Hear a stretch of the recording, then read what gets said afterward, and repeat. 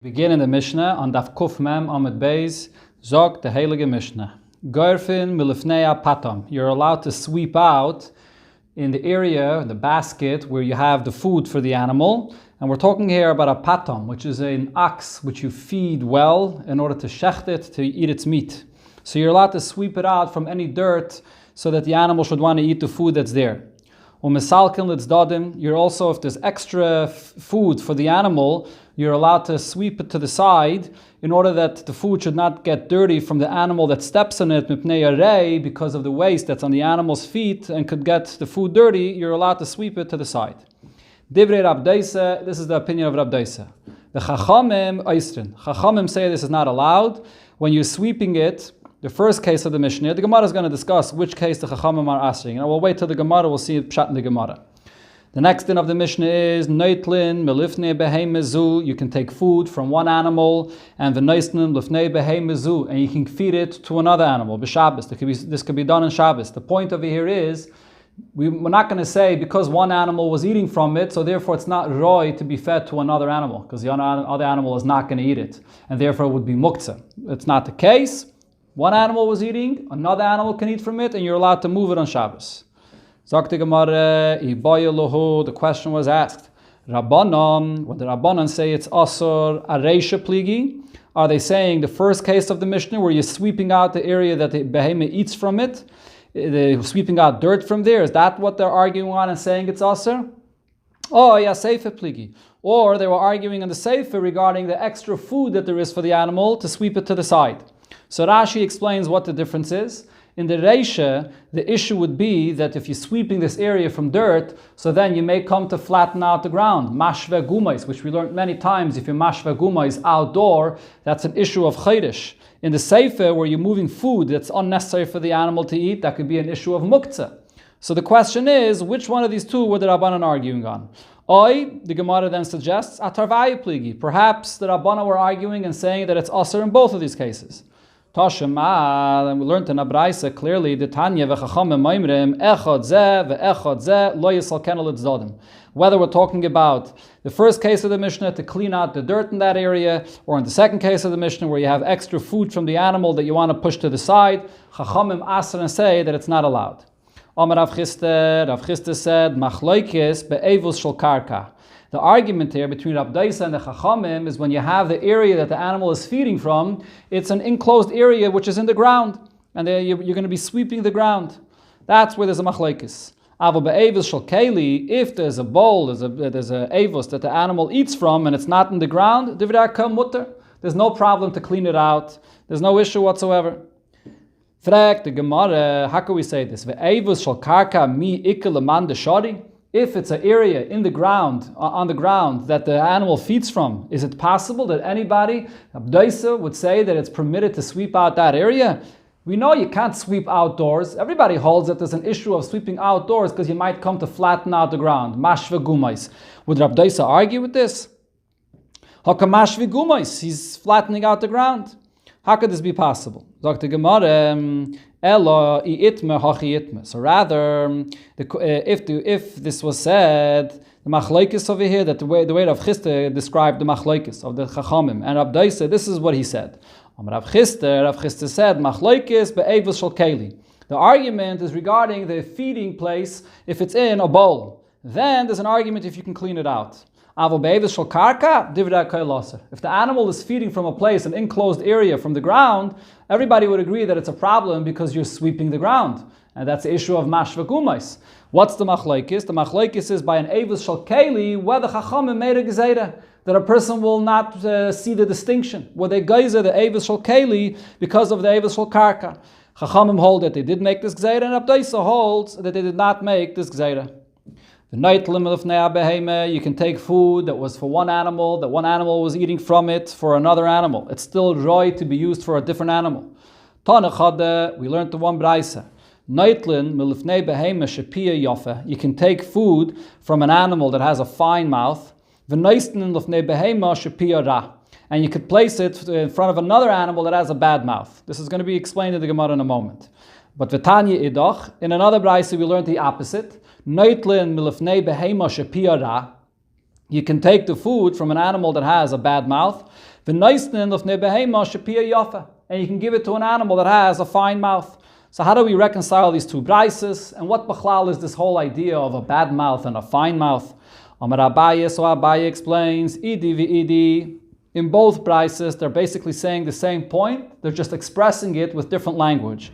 Mekami chamra lekami tura shaklinon. If you want to take food from a donkey and give it to an ox to eat, you're allowed. Mekami tura lekami chamra. Food from an ox to give it to a donkey, loy shaklinon. That's not fit for eating anymore. The donkey won't eat it. That's not allowed.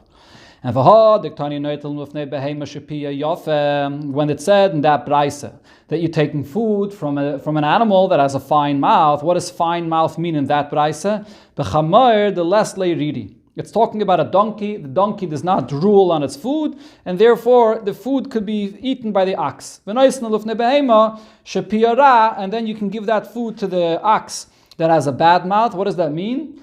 The islay riri. It's talking about an ox that drools over its food. So you take the food from the donkey for the ox, but not the food from the ox that drools on its food for the donkey. The other brisa where it says the opposite, that you're taking the food from an animal that has a bad mouth to an animal that has a fine mouth, it means the same point, but he's just expressing it in a different way, as the Gemara explains now. You're taking the food from an animal that has a bad mouth. But chamoir, this also refers to a donkey. In another sense, it has a bad mouth. What is that? The chamoir eats anything. It eats any kinds of food, including twigs and then all kinds of things, and therefore it's called a bad mouth. He doesn't distinguish when he eats. The nice of behema shapir yafa, and you can give it to eat to the animal that has a fine mouth, a more picky eater, which is bepara the daike v'achla. This is the cow or the ox that's very particular in what it eats. So as Rashi explains, both brises are saying the exact same point, that you can take food from a donkey and give it to an ox and not from an ox to a donkey, but the brisa just expressed it in different ways. Zog the Mishnah, and now here we return to the halachas of muktzah. Hakash she'al gabe amita. If you have reeds that are on top of a bed. So these reeds are generally designated for using it as firewood. And therefore, it's something which is totally muktzah on Shabbos, and it's on your bed. It wasn't prepared to be used as part of the bed. It's a straw, kash, reed straw that's there on the bed, and it's designated for firewood, so now it's muktzah. So lo yananenu biyada. You can't shake it off, take it off by hand. Elamananoi begufa. You lie down on the bed, and with your body, you can move it off the bed indirectly. So this is a tiltul, which is shalei kedarkai, being done with your body. V'moya ma'achal behema. If this straw that's here is used for animal feed, or he designated it, he prepared the straw there and he spread a sheet over it, so he already prepared it to be used for his bed, so then it's not muktzah. He can shake it off by hand, there's no issue. It was designated to be used on Shabbos. Machbeis shel balabatim, a press that's used to press and iron clothing on Shabbos by the balabatim. So as Rashi explains here, this is an old-fashioned day press. The way they had it is, there was a board, and then they placed the garment on this board, and then they placed another board on top of it, and they sort of bolted it tight in order to press the garment. So you have this garment that's there on Shabbos between these two boards. So the Mishnah tells us, matirin, you're allowed to untie it or unscrew it to be able to take out your garment. Aval loy kaifshin. But you're not allowed to place the garment in there and close it tight to press it, because it has to remain there for a long time in order to be pressed. There's no heat over here. We're not talking like the irons today. So therefore you have to leave it for a long time. So you're not doing it for Shabbos. You're doing it for the weekday. So that's not allowed. If you have a press that's used by the launderers, they have a more professional press and a heavier machine. La yigaba, you shouldn't touch it. You shouldn't even use it to remove anything from it, because it's made very tightly. And Rashi says when you open it up, it's like you're mamish seiser. You're demolishing something that was a machine placed together. Rabbi Yehuda says, Im hoya mutam erev Shabbos, if this press was already slightly open from before Shabbos, so then materas kule v'shaimta. You can open it further and take out the garment. Zog the Gemara, Amar Rav Nachman. Rav Nachman said. So here, this is a quote that we learned already before a few times, that speaks about muktzeh when you're moving something indirectly. So Rav Nachman says, hi, fugle, the case of radishes. So the way they would store radishes to preserve it, so there's no fridges, so what would they do? They would store it in the ground, partially in the ground and partially above the ground. So it depends how it's stored in the ground, if it will be allowed to take it out on Shabbos. If you store it in the ground in such a way that the narrow part of this radish is inside the ground and the wider part of the radish is above the ground, shari, then it's allowed. What happens when you lift it up off the ground? No earth around it is going to move, it just comes right out. However, if you have the wider part of the radish inside the ground and the narrower part outside of the ground, then it's not allowed, because what happens then when you pull it out of the ground? There's earth that moves out along with it. Ravada Barabbas said, Omri Beirav, it's said by the Yeshiva of Rav, Tanine, the Loiker of Nachman, in our Mishnah, that we just learned about the straw on the bed, we learned not like what Rav Nachman said. What does it say in the Mishnah? Hakash shal gabi amito, when you have the straw that's on a bed, lo yananenu biyadek, you should not move it with your hands. Aval menane begufa, you could move it with your body indirectly. But if it's something that's prepared for use for Shabbos, whether for an animal, whether for yourself to use in the bed, then menana biyadi, you could move it by hand. So what did it say in the Mishnah? Shma mina, I see from the Mishnah, tiltul minatzad lo yishmei tiltul. Moving it with your body indirectly is not a problem of muktzah. You can move it indirectly. So the same thing should apply regarding the radish that's placed in the ground, and when you lift it out of the ground, the earth moves automatically. That's tiltul minatzad. It should also be allowed. Shma mina, so from our Mishnah, is a raya, not like the statement of Rav Nachman. The truth is, the Paiskim point out that the case of the Mishnah and the case that Rav Nachman was speaking about is not exactly the same. In the case of the Mishnah, he's moving the muktzah item directly. He's just not doing it with his hand. He's doing it with his guf. He's moving it shaloi kedarkai, with his body. In the case of Rav Nachman, he's moving it directly with his hand. He's just not touching the earth. He's moving the radish, and the earth just gets moved automatically. It's sort of a different thing. So really, the case in our Mishnah is a case that should be more kal, because he's l'chatchila not moving it directly by hand. Elamai, in the case of the Mishnah, he is using the muktzah item itself. He's menaneyed begufay, and then he's going to lie down with it on this itself. He's actually using the muktzah itself. Therefore, there is a reason to be more machmer in our Mishnah. So therefore, the Gemara compares the two cases, and from here we prove that tiltul minatzad lo yishmei tiltul, and you're allowed to move it minatzad for a purpose. If you're moving it for a purpose that's not for muktzah. Zok the Gemara, Amar Rav Yehuda. Rav Yehuda said, Hani pilpuli. So here the Gemara is going to be talking about another case where you're doing something with a shinui. So you have these peppers, and you want to crush it. So meidek, chada, so you can cut it, cut it in thin slices, one at a time. So how do you can crush it only one at a time. Bekata de sakina, with the back of the knife, with the handle of the knife. Shari, that's allowed. Tarti also, but if you're doing two at a time, that's not allowed.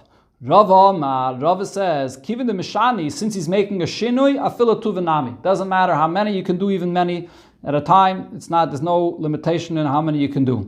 Now, Alter Rebbe says regarding this case that the way he's doing it is considered to be a shinui godel.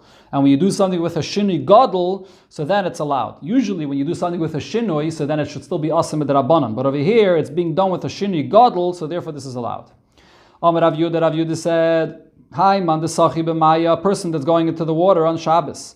Lignev nafshe bereisha, you should dry yourself. As you're getting out of the water, you have to wait till your body dries yourself, or as you get out of the water, stand in one place and wait that your body should be dry. V'hada listlik, and then you come out and then you can walk around. Why? Dilma asil asuye dal damas bekarmelis. If you're full of water, your body is carrying and full of water, so then you walk around dal damas. Even in a karmelis, there's exedim d'Rabbanan. You're not allowed to carry dal damas there. Frek the Gemara, if that's the case, you're concerned about carrying the water dal damas in the karmelis.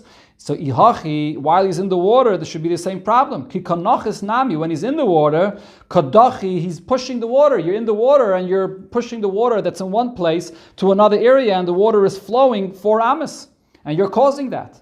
And for the Gemara, koichai dal damas. Again, let's read this again. Ki kanachis nami kadachi koichai dal damas. With his koyach, he's pushing the water 4 amas. It should not be allowed. The water itself has a halacha of a karmelis. Answers the Gemara, Koichoi bekarmelis loy gozru. The Gzeira of the Rabbanan was that you're not allowed to carry directly 4 amas in the Karmelis. In the Rosh Hashanah, even if it's indirect, even if it's your koyach, it's not allowed. But in the Karmelis, it's only if it's you direct. Otherwise, if it's indirect, like here, when you push the water and the water flows 4 amas, that's only your koyach and not directly that you're carrying, and therefore there's no Gzeira on this. We had this once before in the Gemara.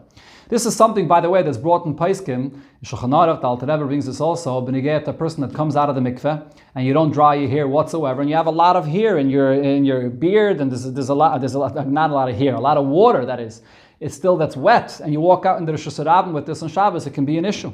So on one hand, you can't dry your hair on Shabbos properly because it's a gzeira that it looks like schita. On the other hand, you can't have it to be completely full of water and walk out with that on Shabbos. Something to be aware of. Sagt die Gemara weiter, Amar Abaye v'itay Rav Yehuda, tit she'al gabi raglo. You have clay that's attached to your feet. So mekanche bekarka, you can wipe it off on the ground. But ve'im mekanche bekaisel, you can't wipe it off on a wall. What's the difference? Amar Rava, my time bekaisel loy. What's the reason why you can't do it on a wall? Mishum nemechsi kebaine. It looks like you're attaching that clay to the wall and you're building. Fragt the Gemara, that's the problem? This is not the way you usually build. Maybe farmers build this way, but people don't usually build this way. It doesn't look like you're building. So Rava said, no, the halacha is the opposite. You can wipe off the clay on the wall, but you can't wipe it off on the ground. Why not? Because you may come to flatten out the little holes that there are in the ground, which is something we just mentioned before. And the pshat in this Gemara is, as the Alter Rebbe brings in a Shulchan Aruch, that if the person does not notice at all any gumais, and he's just cleaning off his foot from the clay, so then there's no gzeira whatsoever. The gzeira here is, as he's cleaning off his foot, he may notice the guma, and he may dafka want to clean off his foot in that little guma there, and that's an easier place to clean off the clay, and that's the gzeira that he's going to intentionally want to clean it off there to flatten out and put the clay into the guma. Sagt der Gemara weiter, Itmar, Mar berei the Ravina, Omar, Mar, the son of Ravina said, Echad zeh ve'echad zeh aser. Whether you're cleaning it off on the wall, whether you're cleaning it off on the ground, either way it's forbidden. Rav Papa said the opposite, Echad zeh ve'echad zeh mutter. Either way it's allowed. Lamar berei the Ravina. Now, according to Mar berei the Ravina that says that it's not allowed, so b'may mekanchile. Do you have any other way? How would you wipe this off? And for the Gemara, mekanchile b'kaira. You can wipe it off on a board. So it's not on the ground, it's not on the wall, you wipe it off on a board and that's allowed. Omar Rava said, Loi leisiv inish apumi de lechaya. A person should not sit. You have a mavui, right? It's surrounded by 3 sides, and there's an opening on the 4th side, and you have to have either a crossbeam or a side post, which is the lechi, and that makes it mutter to carry inside there. So the Rav is telling you, don't sit right at the opening of this mavui, right by the edge, by the lechi, and sit there with something. Because dilma megandere lechayfitz, maybe an item that you're holding in your hands will roll out of your hands into the Rosh Hashanah, and you'll come to bring it back, and you'll pick it back up and bring it in. Rava said, Lo litzadid, inish, kuva, a person should not take a barrel and sort of roll it on the ground. So you have a barrel. If you want to make sure that it's going to be steady on the ground, so what they would do is they would sort of rock the barrel on the ground to make sure that it's steady. So you're not allowed to do this on Shabbos. Lo litzadid, inish, kuva, do not rock this barrel on the ground. You might be coming to flatten out the ground there. Rava said another halacha leila hadik in ishadurem udre bepume de shisha. Do not take shmatis or like cloth and place it by the opening of a jug, and it becomes wet and the water pours out through it. Dilma asili de schite. You may come to squeeze out that material that you placed there. Rav Kahana said tit shal gabi bigdai. A person that has clay that's attached to his garment. So how do you get rid of this? How do you take it off? Mechas chesai mibifnim. You could only go from the inside of your garment, under where the clay is, and from there you can go from the inside of your garment, and then you put two parts of the garment together, and from the inside you can rub it off. But you're not allowed to wipe it off from the outside, because then it looks like you're cleaning it. From the inside, it's allowed, because then it doesn't look like you're laundering and cleaning on Shabbos. Meisvei, the Gemara asks from a Braisa, It says, Tichal gabe minoloi, a person that has clay that's on his shoes, megareroi begav sakin. You can scrape it off with the back of a knife. Vishal bigdoi, and if it's on your garment, megareroi betzipoiden, you can scratch it off with a nail. Ubulvat shaloi chasches, and but you're not allowed to rub it off. My love, when it says you're not allowed to rub it off, what does this mean? Shaloi chasches klal, you're not allowed to rub it off in any way. So not from the inside, like I showed before, that you're taking from the inside and you're doing it with two sides of the garment, and not from the outside either. And for the Gemara, no. That's not the pshat.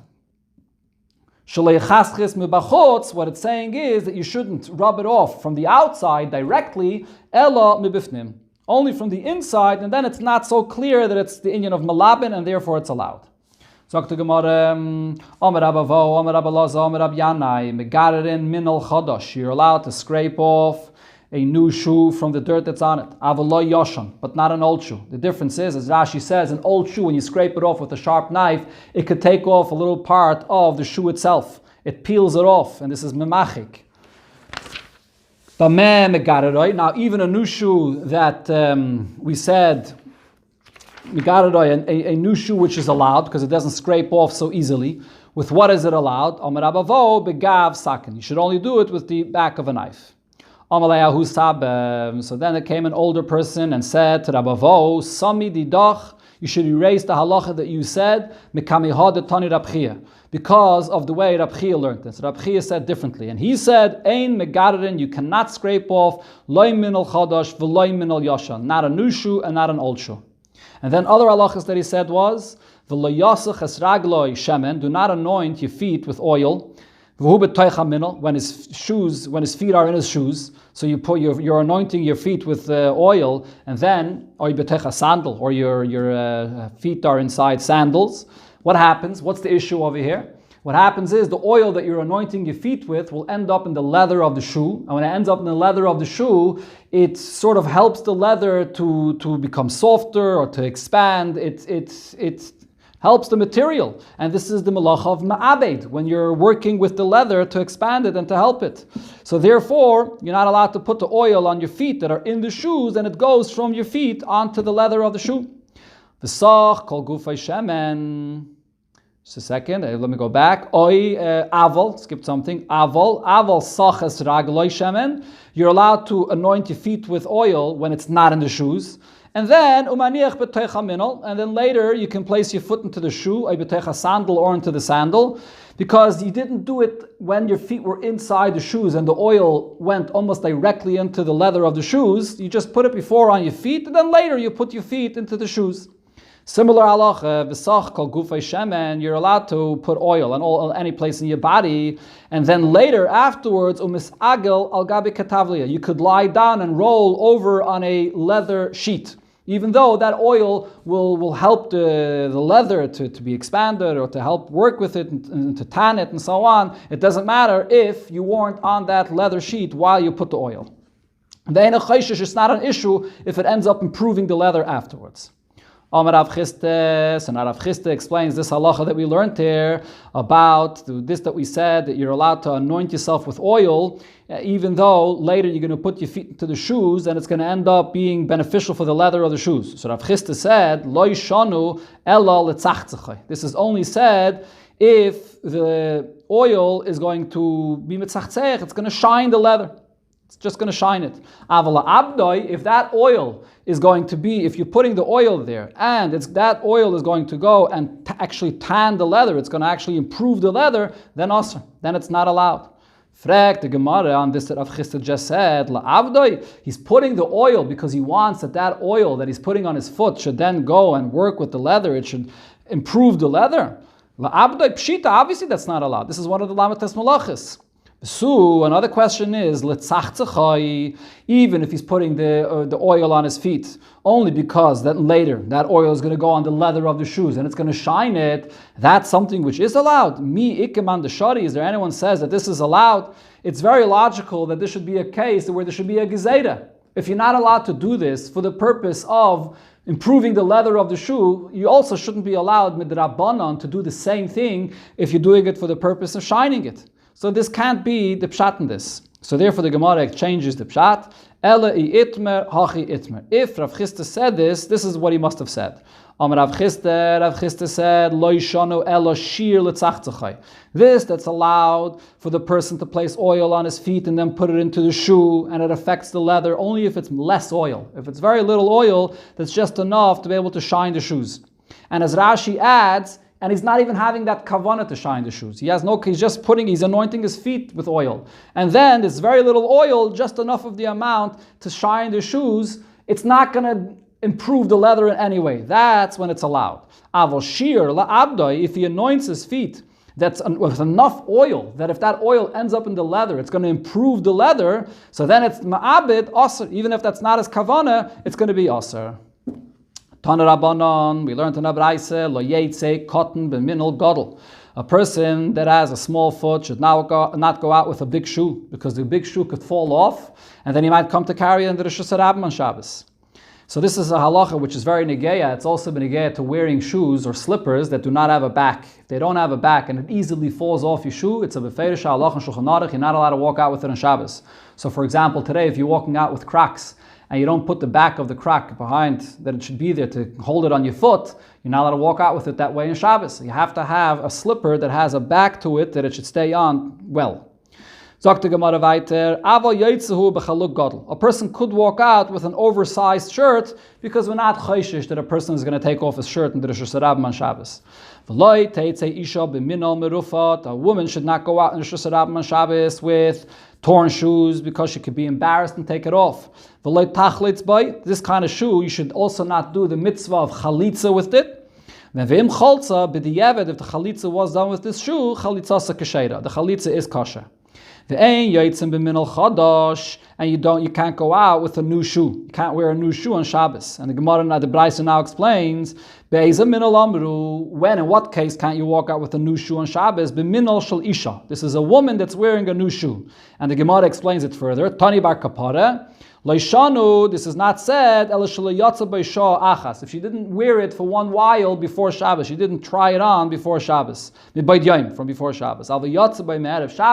If she already wore it before Shabbos, mutter, then it's allowed. And the issue here is, if she didn't try it on before Shabbos, and she goes out with it in the Rosh Hashanah, a new pair of shoes, and then it's too tight, it doesn't fit, and it's not good, so then she might take it off in the Rosh Hashanah. As long as she tried it on before Shabbos, then it's allowed.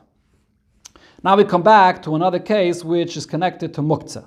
Tani chade, we learned in one braise, shaimtim minol malgabe imum, you're allowed to remove a shoe that's on the shoe form. The way they make the shoe is, they have this shoe form, and then the shoe is formed on that shoe form. So on Shabbos, you're allowed to remove the shoe from the shoe form. Tanya idach, in another braise it says, ein shaimtim. You're not allowed to remove the shoe from the shoe form on Shabbos.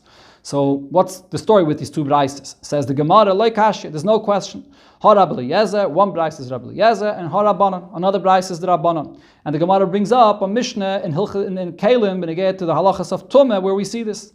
The Tanan, we learned in a Mishnah, Minol shal gabi imum, a shoe that's still on the shoe form. So the question now is, what's the story with this shoe? Is the shoe that's still on the shoe form considered to be a keli? It's already a utensil, and therefore it's makabel tumah or not? Rabbi Eliezer metahir. Rabbi Eliezer says it's not yet a keli. It's still makabel tumah. The chachamim metamim. Chachamim say this shoe that's still on the shoe form is already a utensil. It's already a shoe, and therefore it's susceptible to tumah. So the same machlokes of Rabbi Eliezer and Chachamim regarding tumah applies here as well. According to Rabbi Eliezer, that says that it's tahir because it's not a keli, so it's muktzah.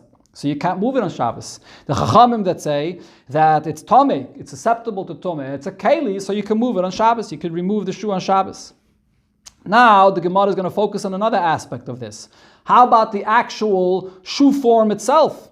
Are you allowed to take this off and move the shoe form? The issue here is not only with the shoe itself, whether the shoe is muktzah or not, but there's an issue with the shoe form. And now the Gemara brings back an old machlokes that we once spoke about regarding muktzah, regarding a keli shemalachto le'isser. Regarding a keli shemalachto le'isser, there was a machlokes that we learned between Rava and Abaye for what are you allowed to use it. And the Gemara explains, Ha nichle Rava. So this case over here in these brises that we learned makes sense according to Rava. The Amma that says Dov shemalachti le'isser, something which is designated for forbidden use. Bein l'tzayrich gufay, bein l'tzayrich mekaymai, whether you want to move something for its own purpose, to use it itself for a non-muktzah purpose. Bein l'tzayrich mekaymai, whether you want to move it because you need that space, mutter, it's allowed. So Shapir, in our case as well, regarding this shoe form is a keli shemalachti le'isser. It's made to make shoes. It's also on Shabbos, so it's a keli shemalachti le'isser. So this shoe form, you're allowed to move anything, you're allowed to move it, even if you don't need the shoe form itself, you just want to move something away from it, you're allowed, according to Rava, it's allowed to be moved, l'tzayrich gufa, and even if it's not l'tzayrich gufa, even if it's just l'tzayrich mekaymai. However, according to Abaye, that's more machmer. The Amar Abaye said, "L'tzayrich gufay mutter." A keli shemalachti le'isser could be moved for the guf to use this keli itself. But l'tzayrich mekaymai, if it's not l'tzayrich gufay, you just need that space. Awesome. So then it's allowed. Then it's also then it's forbidden. So the question is, how could you remove the shoe from the shoe form if you're moving the shoe form and the shoe form is a keli shemalachti le'isser and you're not using the shoe form itself? It's not l'tzayrich gufay, so how is this allowed according to Abaye? And for the Gemara, hacha b'mayaskinon, over here what we're talking about is berafui. The case is that the shoe is on this shoe form very loosely. So you can take off the shoe without actually moving the shoe form. So you're never moving the shoe form. So the shoe form itself is no issue. The Tanya, we learned in Abraise, Rabbi Yehuda says, if the shoe is on the shoe form loosely, then mutter. Then you're allowed to move it on Shabbos. So we see here clearly that Rabbi Yehuda said only if it's loose. So there's no issue with the shoe form. So now the Gemara asks the question, if we have a Beferish Abraise that says this, only if the shoe is on the shoe form loosely, then you're allowed to take it off. So now this would become a proof to Abaye's opinion and a question on Rava's opinion. The only reason you're allowed to take off the shoe from the shoe form is because it's loose and you're not moving the shoe form. But if it's not loose, then you're not allowed to take it off because you have to move the shoe form itself. So now the question becomes, it's understood according to Abaye why there's an issue of moving the shoe form. The Amad Dovish Malachti Le'isr L'Tzayrich Gufay Mutter. You're only allowed to use a Dovish Malachti Le'isr if you're using it itself. L'Tzayrich Mekaymai. But if you're using it just for the space or just to vacate the space over here, like in the case of the shoe form, so then it's not usher, it's not allowed shapir. So we understand why this is only allowed if it's loose, because then you're not actually moving the shoe form itself. When you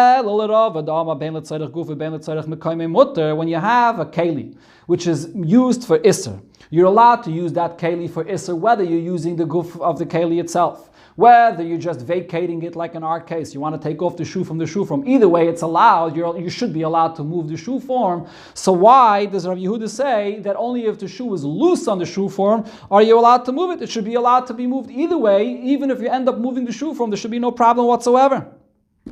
So my area rafui. Why are we saying only if it's loose? Afilu loy rafi nami. Even if it's not loose, it should be allowed as well.